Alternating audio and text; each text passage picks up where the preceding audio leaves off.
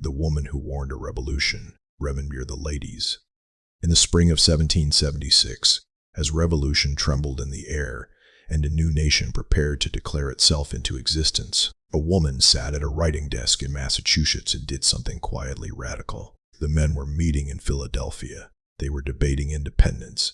They were crafting arguments that would echo through centuries: liberty, natural rights, self-government. But she was not in that room. She would never be in that room. Instead, she took up her pen and wrote to her husband, a delegate to the Continental Congress.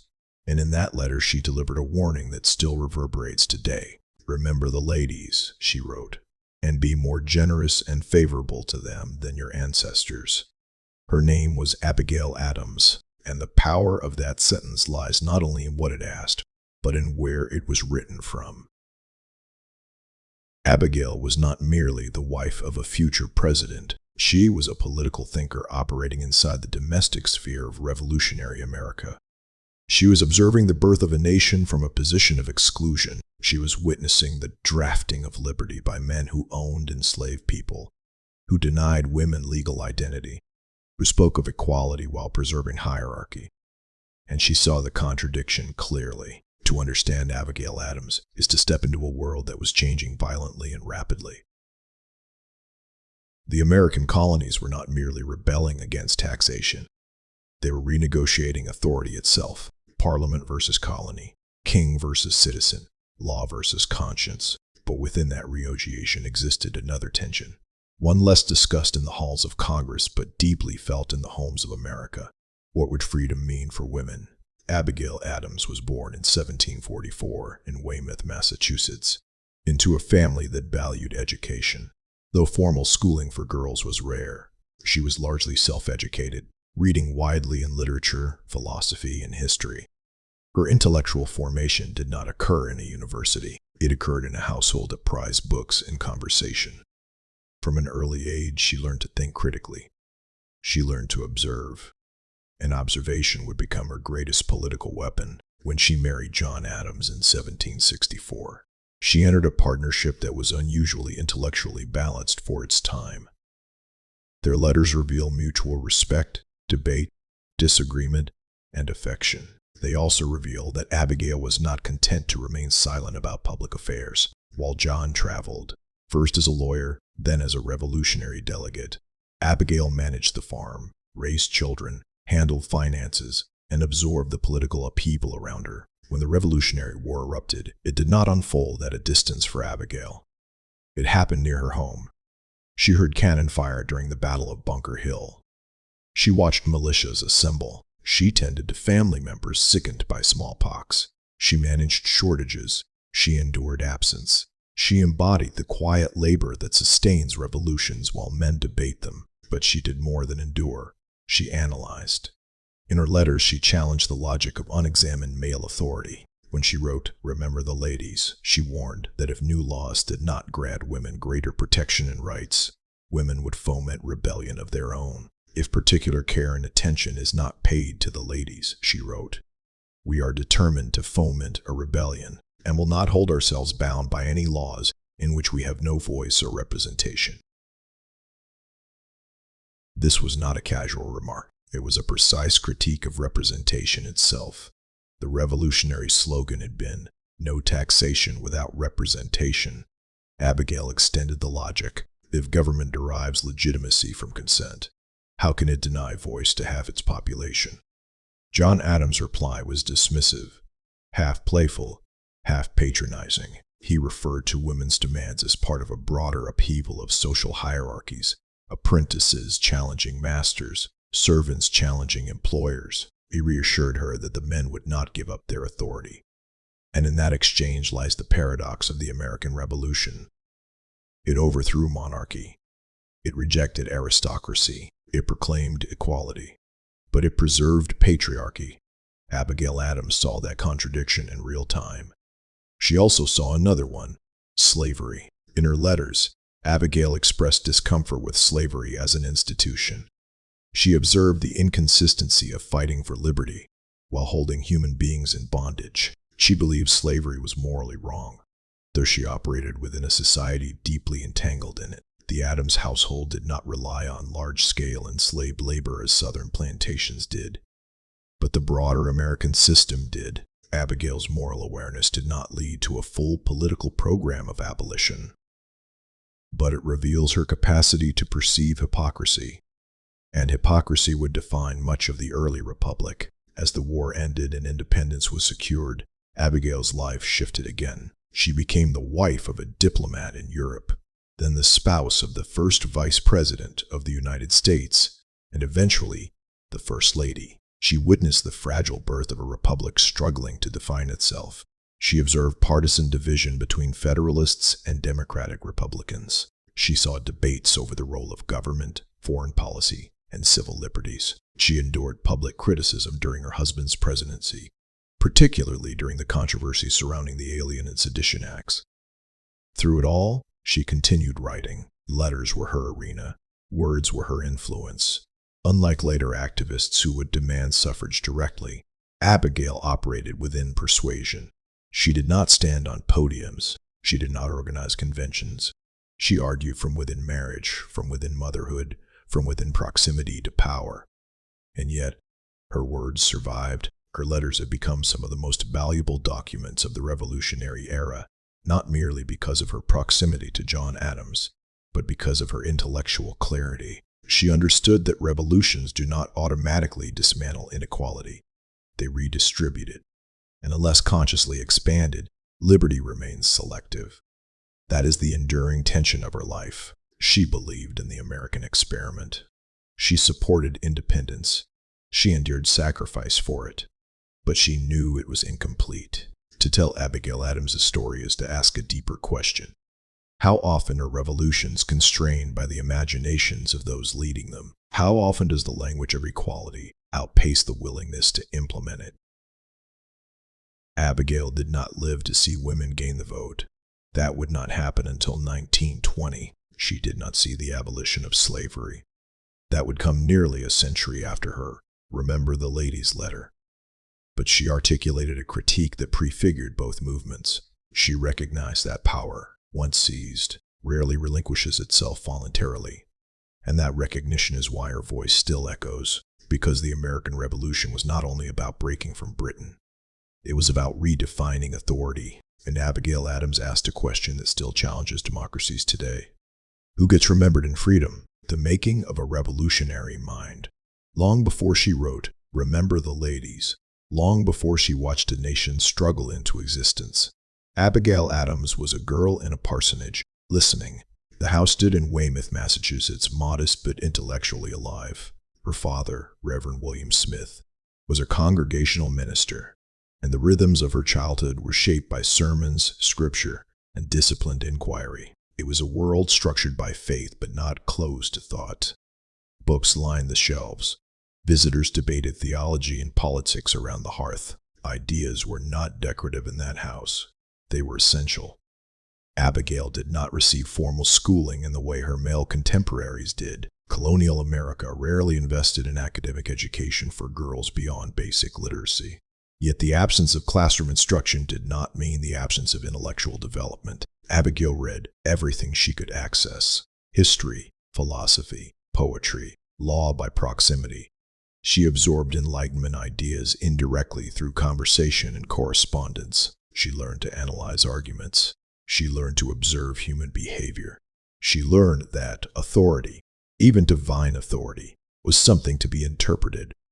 This matters because Abigail's political consciousness did not erupt suddenly in 1776.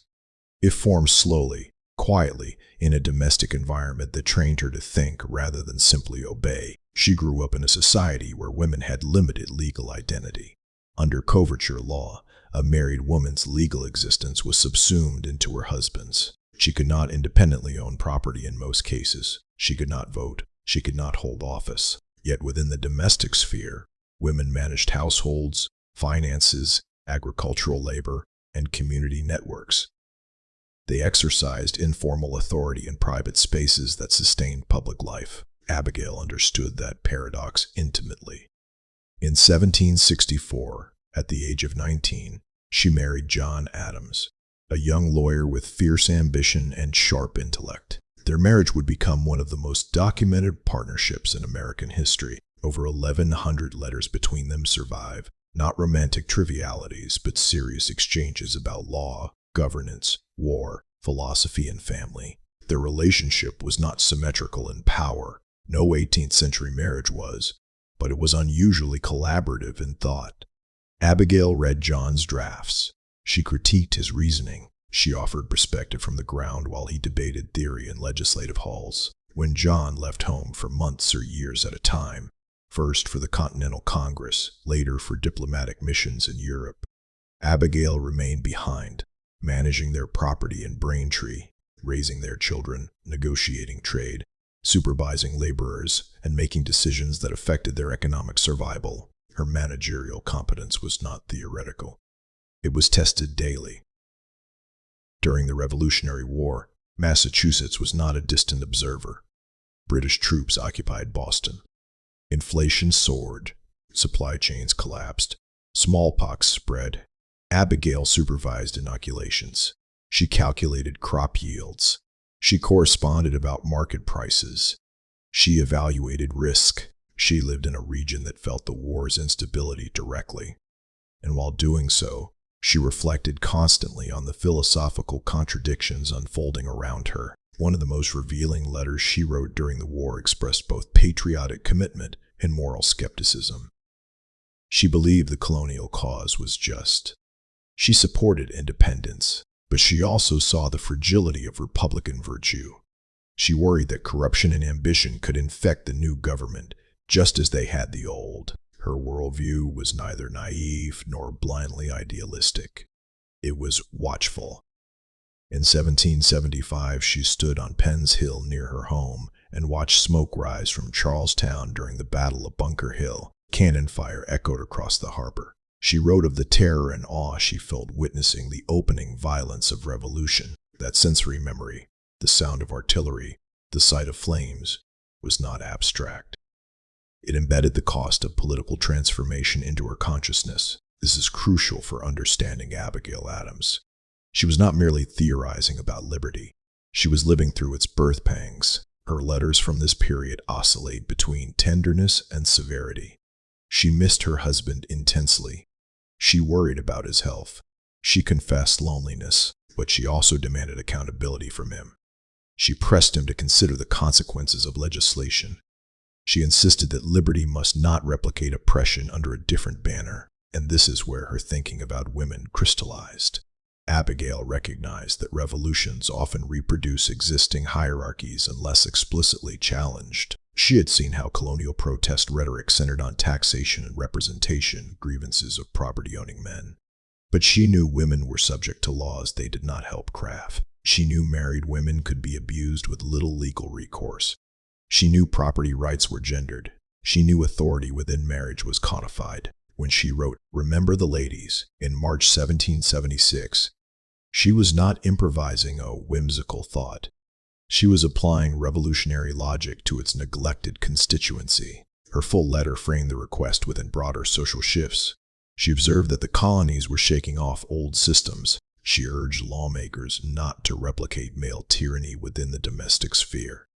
Her warning that women might foment a rebellion if excluded was partly rhetorical, but rhetorically powerful. John Adams' reply reveals the limits of revolutionary imagination at the time.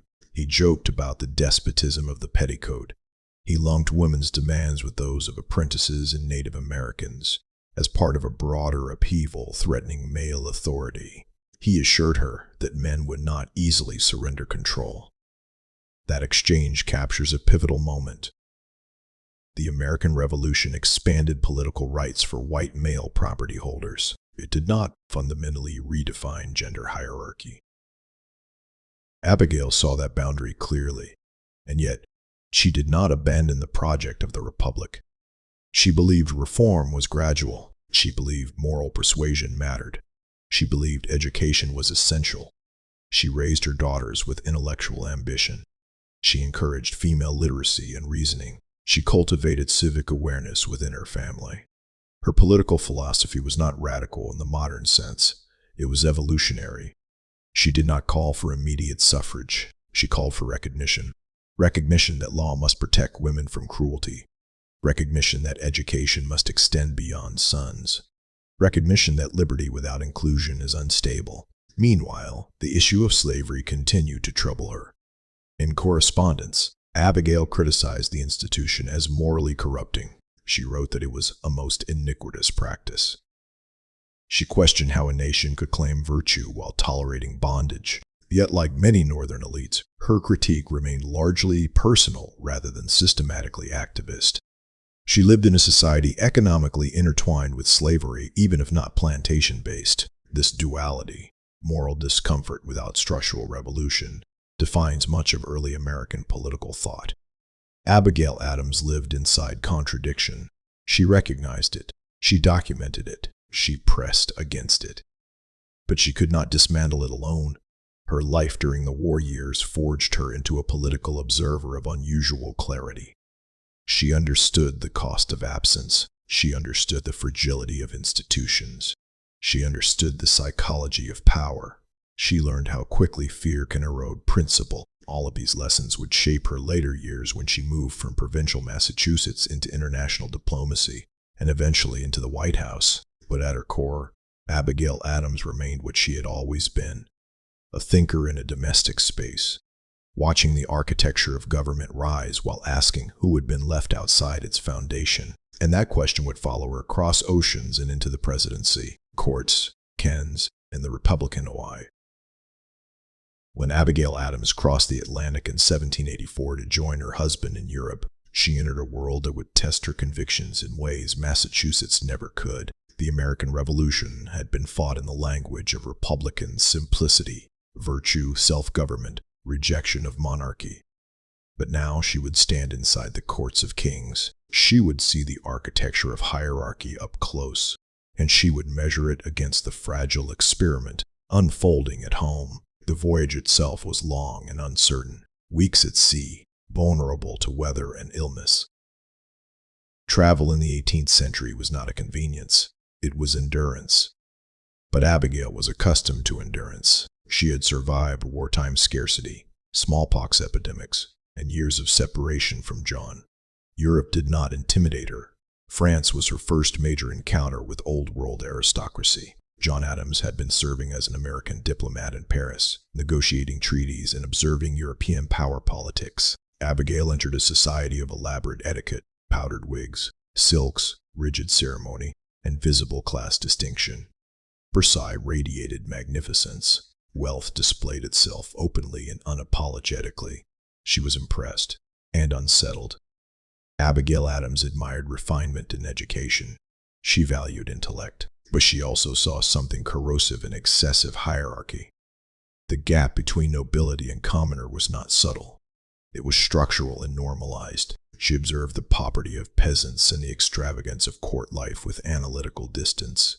In her letters, she noted the contrast between Republican virtue and aristocratic spectacle. She appreciated European art, architecture, and intellectual salons. But she never romanticized monarchy. To her, it embodied concentration of power without accountability. Precisely what the American Revolution had resisted when she later traveled to England and was presented at the court of King George III. The symbolic weight of the moment was enormous. This was the king against whom the colonies had declared independence. Abigail stood in formal attire before the embodiment of the empire her nation had defied. Her composure was measured. She fulfilled diplomatic expectations. But privately, she reflected on the strangeness of it all, how quickly political enemies become ceremonial acquaintances in international politics. Europe sharpened her perspective. She saw that aristocracy was not merely a political system. It was a social psychology.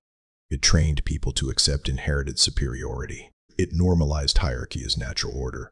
And she recognized how easily societies can grow comfortable with inequality when it is woven into daily ritual. This comparative experience deepened her critique of American contradictions.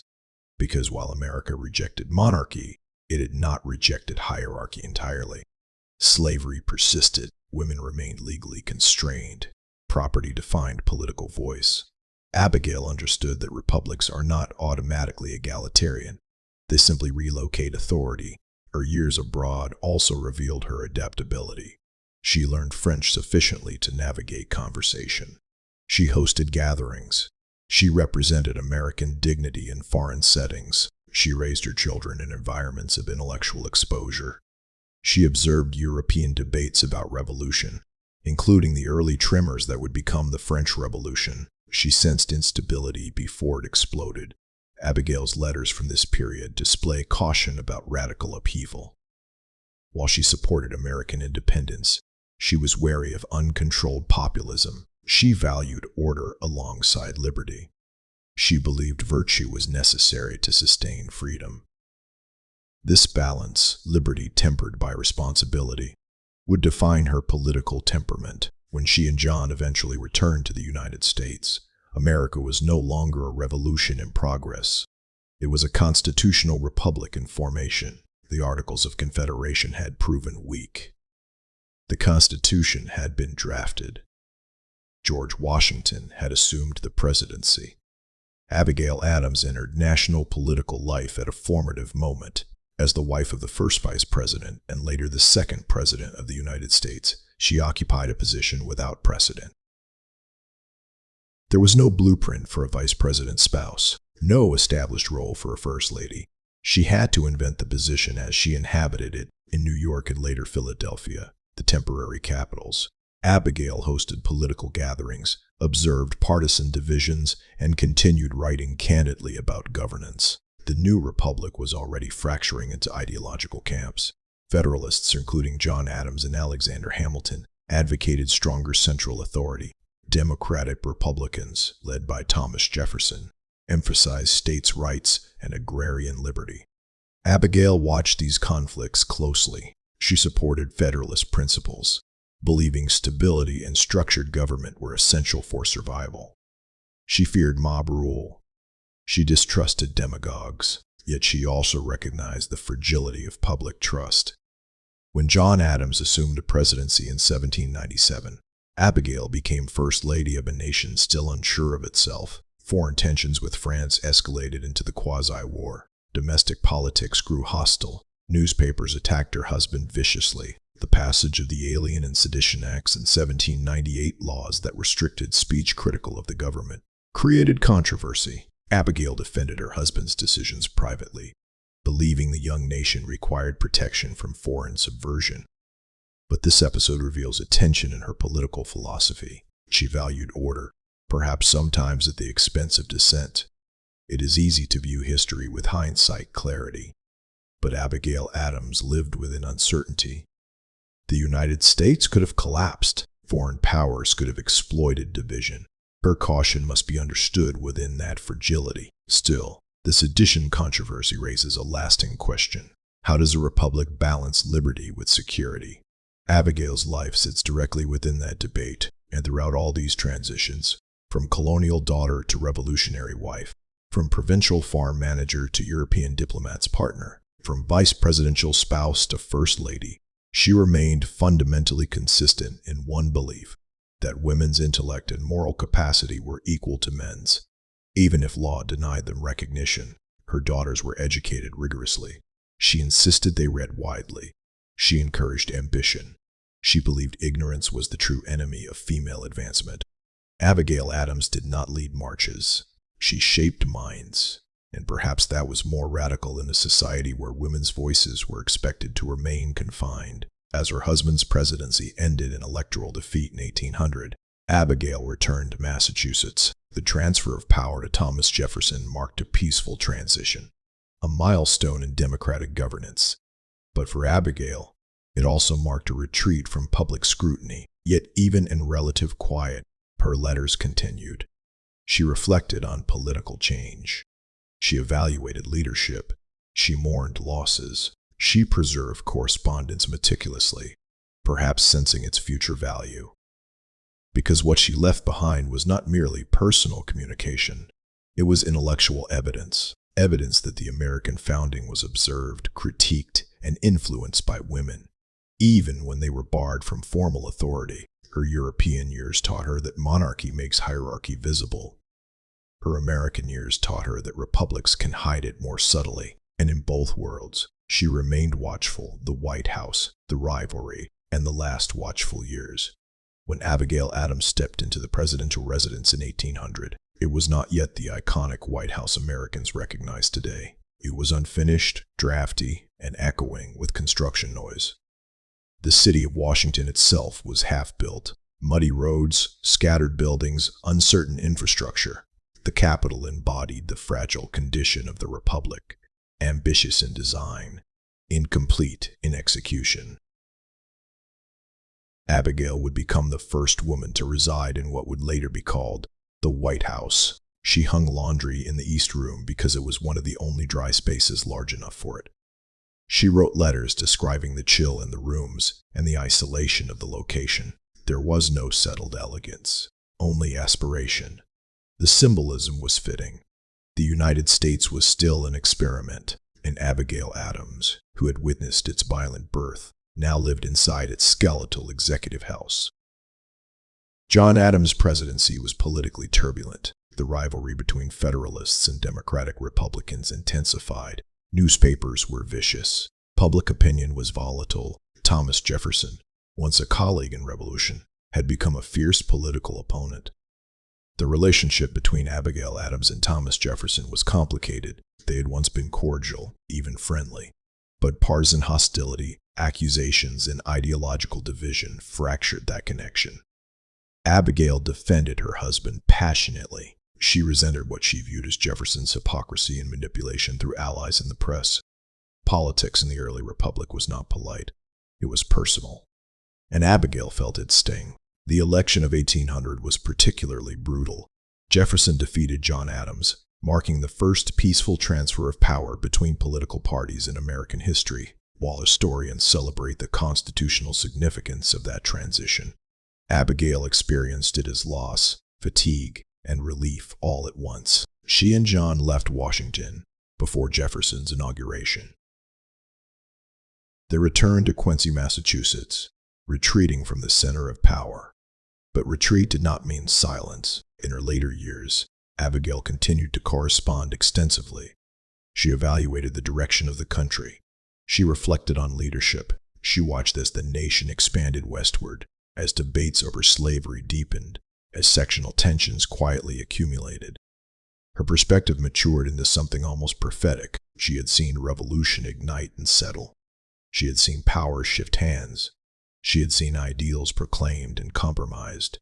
And she knew that the American project remained unfinished. In 1813, long after partisan bitterness had cooled, Abigail renewed correspondence with Thomas Jefferson.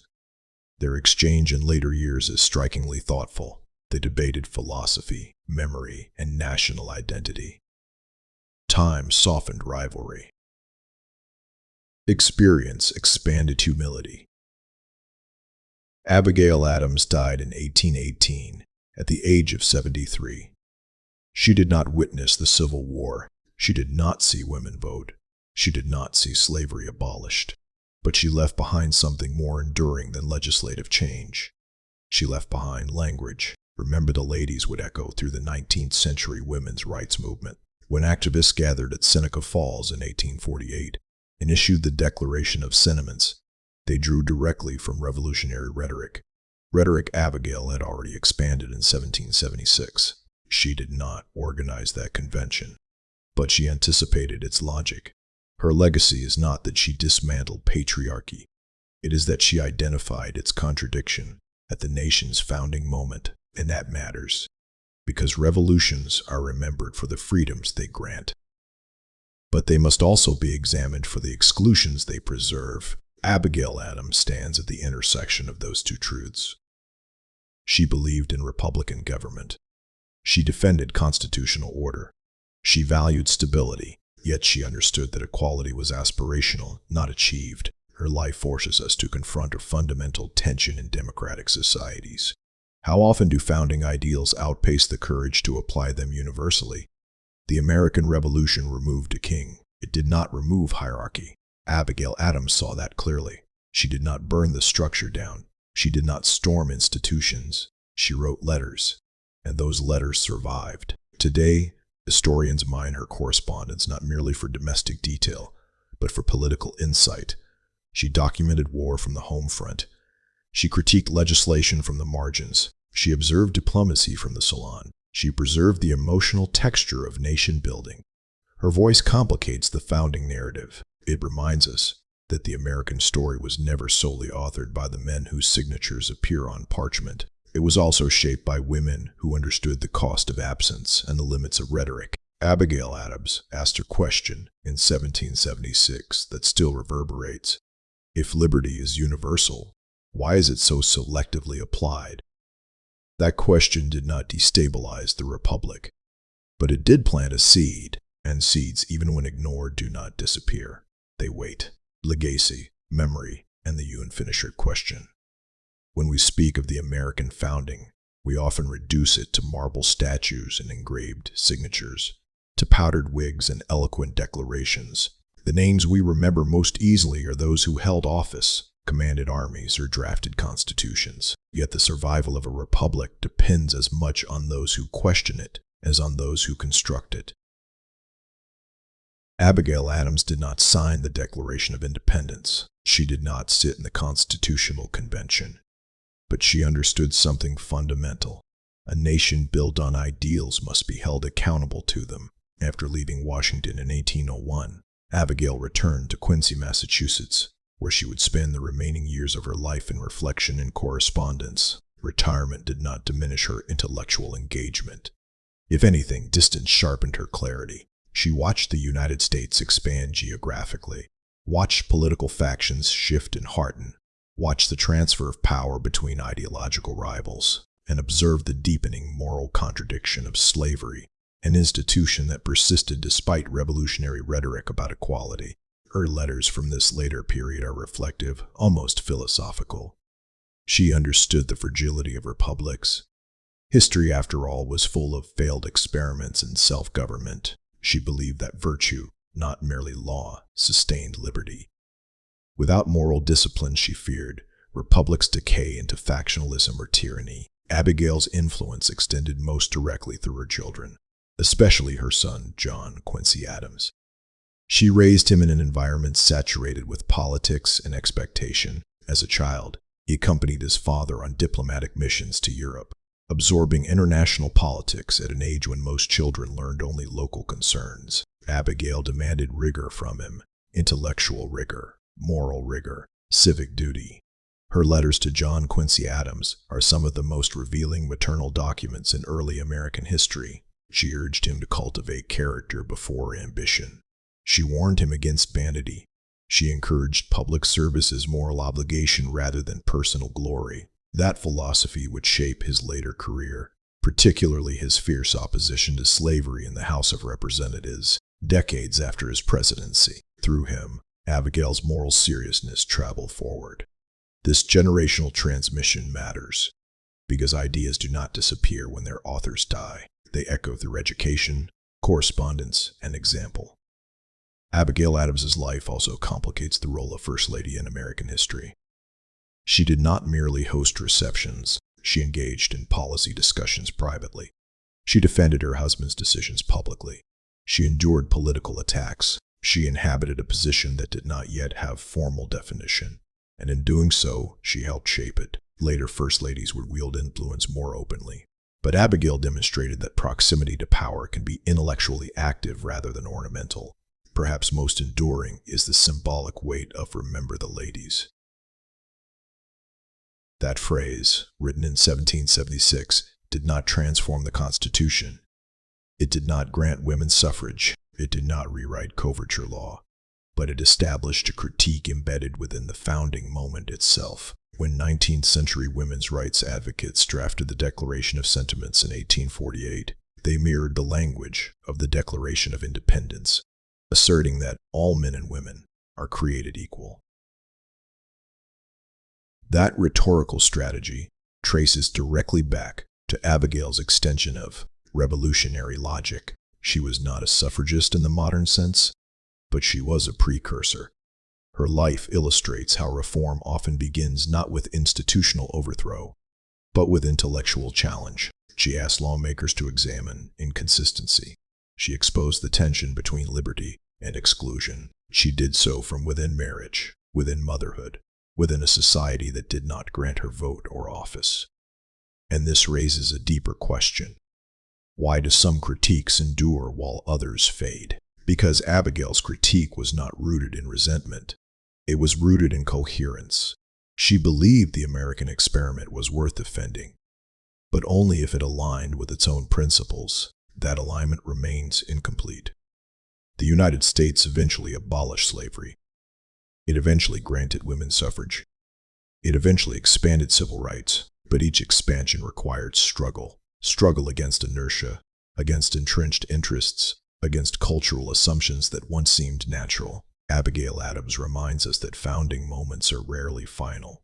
They are starting points. She lived in a time when democracy was fragile, when the outcome of revolution was uncertain, when monarchy still dominated much of the world. She watched her husband help construct a government that would outlast him.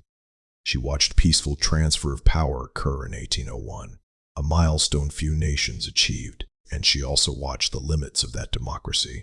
Her life cannot be reduced to a single sentence. She was not merely the woman who wrote "Remember the Ladies."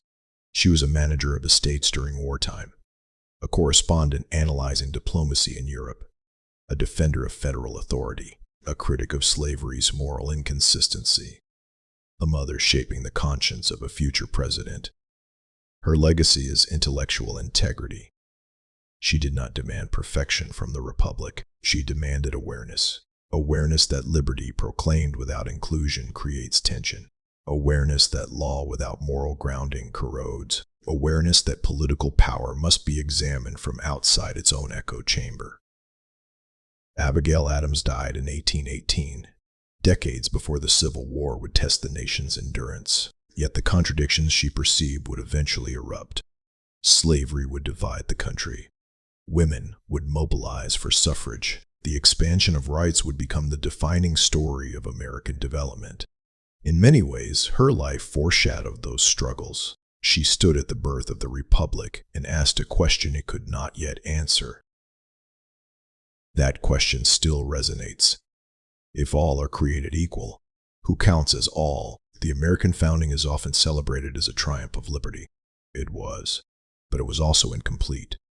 Abigail Adams understood that freedom, once declared, must be extended deliberately, otherwise it remains selective.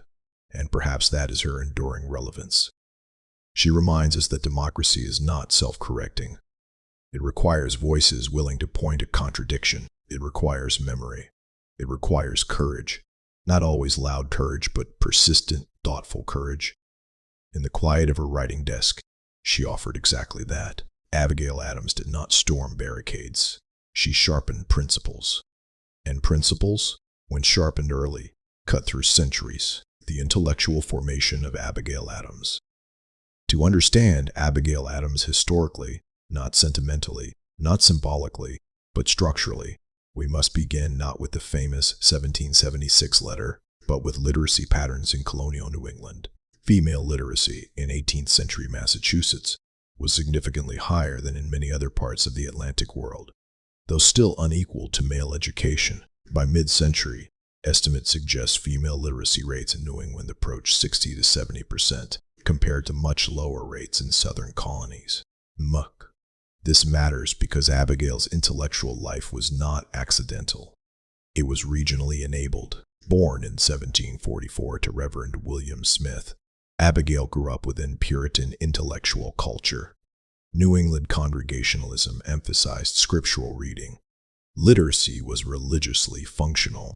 The Protestant insistence on personal Bible reading unintentionally created a more literate female population than many European societies. Abigail herself never attended formal academy due to fragile health, but she later wrote, "I never was sent to any school. I was always taught at home by my father or my grandmother." Squared, her education was informal but intensive. She read Joseph Addison, John Milton, Alexander Pope, and histories of classical republics. Her intellectual world included English-weight political theory, the same intellectual soil that nurtured revolutionary ideology. This is critical. Abigail's political consciousness emerged from Enlightenment language long before she applied it to gender. Marriage as political partnership. When Abigail married John Adams in 1764, She entered a relationship that historians often describe as one of the most intellectually collaborative marriages of the founding generation. Their surviving correspondence, over 1,160 letters, forms one of the richest archival windows into Revolutionary-era thought. Mech.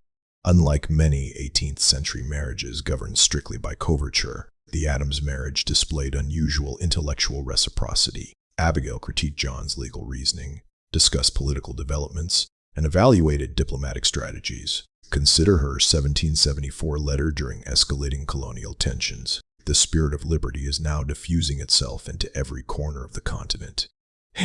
She was not echoing John. She was interpreting events independently. Modern historian Woody Holton argues that Abigail functioned as an informal political advisor, shaping John's thinking through sustained critique. This does not imply formal policy-making power. It does suggest intellectual influence. Remember the ladies.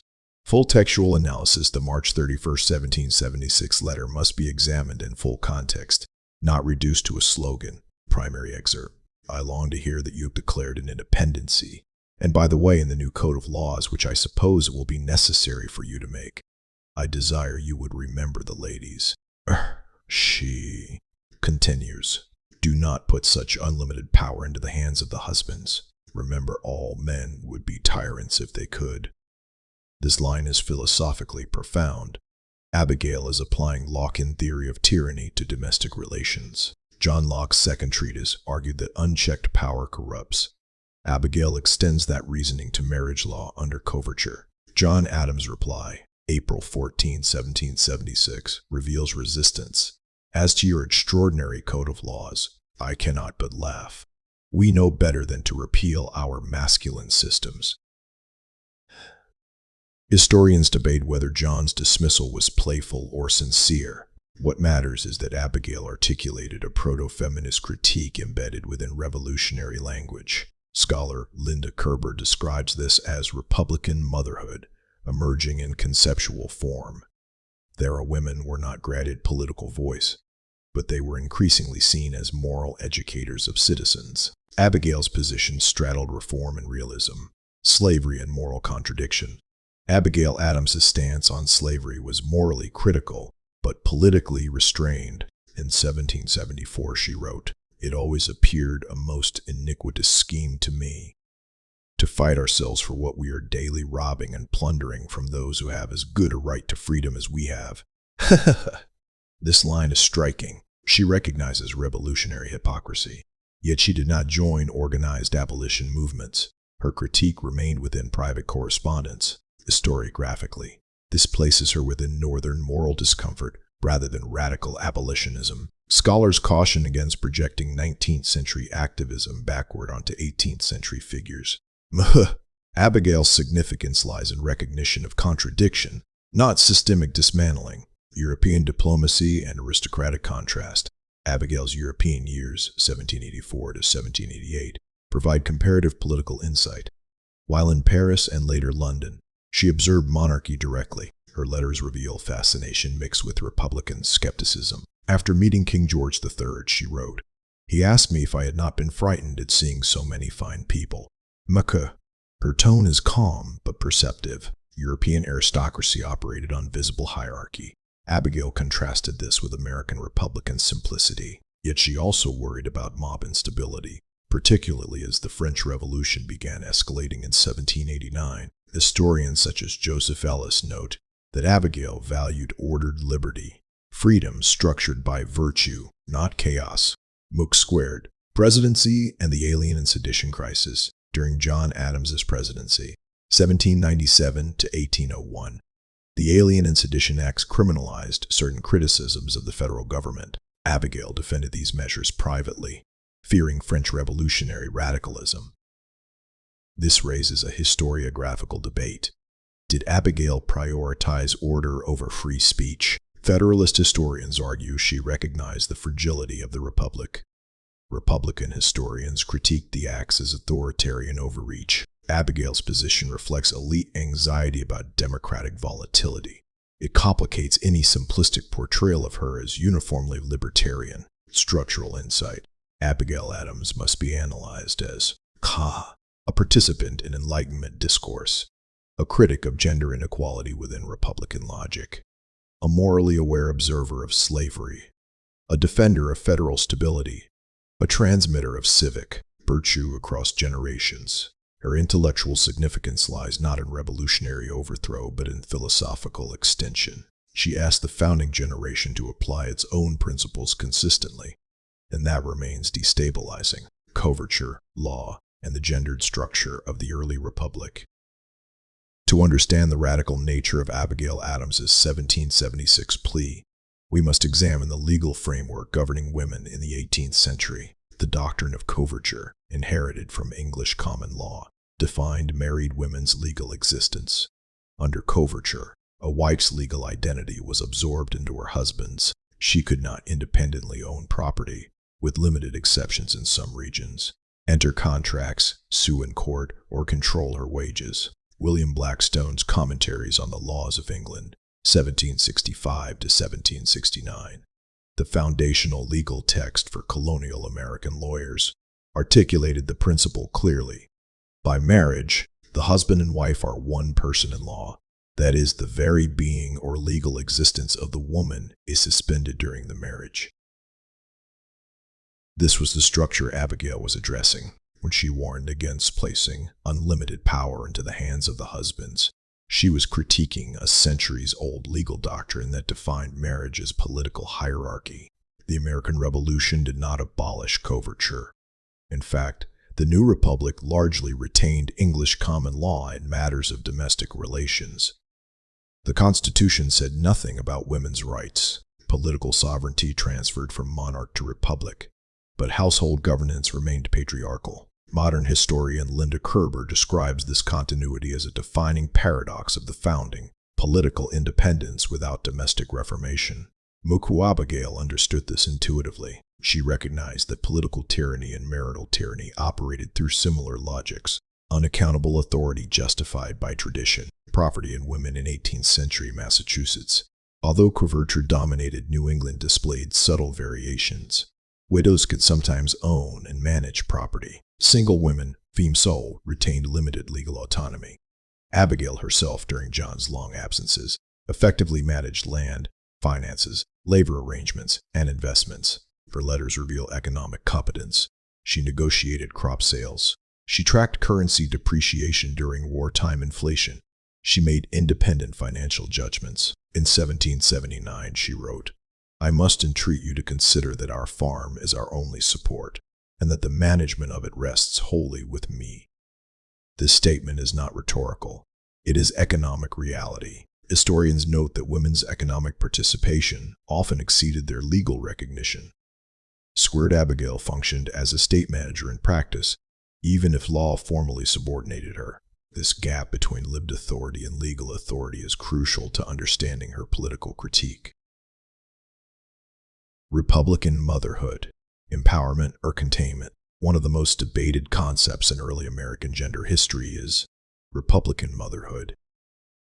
After the Revolution, women were increasingly described as guardians of civic virtue. Their role was to educate sons in Republican values: discipline, morality, patriotism.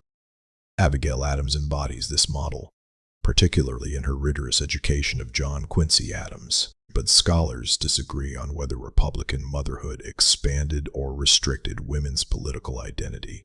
Argument A: expansion. It legitimized female literacy and intellectual development. Women were encouraged to read, reason, and instruct, granting them indirect political influence. Argument B: containment. It confined women's authority to motherhood, reinforcing exclusion from formal politics. Abigail's life sits precisely at this intersection. She embraced the idea that women shape the moral character of citizens, but she also pushed further, suggesting that legal structures themselves required reform. She did not accept purely symbolic influence. Abigail and slavery, a measured critique. Although not an abolitionist activist, Abigail's private letters reveal moral discomfort with slavery. In 1774, she wrote, "It is our duty to extirpate from our land that slavery which we condemn in others." This language anticipates later abolitionist rhetoric, yet she operated in a northern elite environment where slavery, though less visible than in the South, remained economically connected to trade and finance. Historiographically, scholars caution against elevating her to modern anti-slavery activism. Mock. Her position reflects moral critique within elite Republican thought, not organized reform movement. Still, her recognition of hypocrisy is historically significant. She articulated the contradiction decades before it would tear the Republic apart. Transatlantic intellectual context. Abigail Adams must be placed within Enlightenment discourse. John Locke's theories of natural rights, Montesquieu's separation of powers, and the civic republicanism of classical Rome shaped revolutionary ideology. Abigail's intervention was not external to Enlightenment thought. It extended it. If tyranny is illegitimate, then any unaccountable authority is suspect. Her genius lay in applying abstract theory to domestic law. Modern feminist historians argue that Abigail represents early American liberal feminism, grounded in a quality of rational capacity rather than economic radicalism. She did not challenge property, capitalism. She challenged legal subordination. The Alien and Sedition Acts, liberty tested during John Adams's presidency. The 1798 Alien and Sedition Acts criminalized certain criticisms of the federal government. Abigail privately supported the legislation, fearing destabilization from French revolutionary influence. This position complicates simplistic portrayals of her as consistently libertarian. She valued free thought, but she also valued order. This reflects Federalist anxiety about popular democracy. Leaders of the early republic feared instability, mob rule, and foreign manipulation. Historians remain divided. Some argue the Sedition Act betrayed revolutionary principles. Others contend the young republic was fragile and required stabilization. Abigail's support reveals her prioritization of institutional survival over absolute expressive freedom. This tension, liberty versus security, remains central in modern constitutional debates. Influence on John Quincy Adams and anti-slavery politics. The long-term effect of Abigail's moral seriousness appears in the career of John Quincy Adams. After his presidency, he served in the House of Representatives and became one of the most outspoken opponents of slavery's expansion. He fought the gag rule that prevented anti-slavery petitions from being discussed in Congress, while John Quincy's views evolved independently. Scholars note the ethical rigor instilled by his mother. Her letters emphasized conscience, duty, and moral coherence. Her influence was intergenerational. Historiography, how scholars interpret Abigail Adams. Abigail Adams' reputation has evolved. 19th century narratives portrayed her primarily as devoted wife. Early 20th century historians elevated her correspondence. Late 20th century feminist scholarship reframed her as proto-feminist thinker. Key historians include Linda Kerber, Woody Holton, Edith Gels, Joseph Ellis Consensus. Abigail was neither radical revolutionary nor passive domestic figure. She was a politically literate observer who understood structural contradiction at the founding moment. Structural summary: Abigail Adams represents Enlightenment applied to gender, moral critique within Republican loyalty, economic competence under legal restriction, early articulation of rights inconsistency, intellectual continuity across generations. She did not dismantle patriarchy. She exposed its incompatibility with revolutionary language. And exposure is the beginning of reform.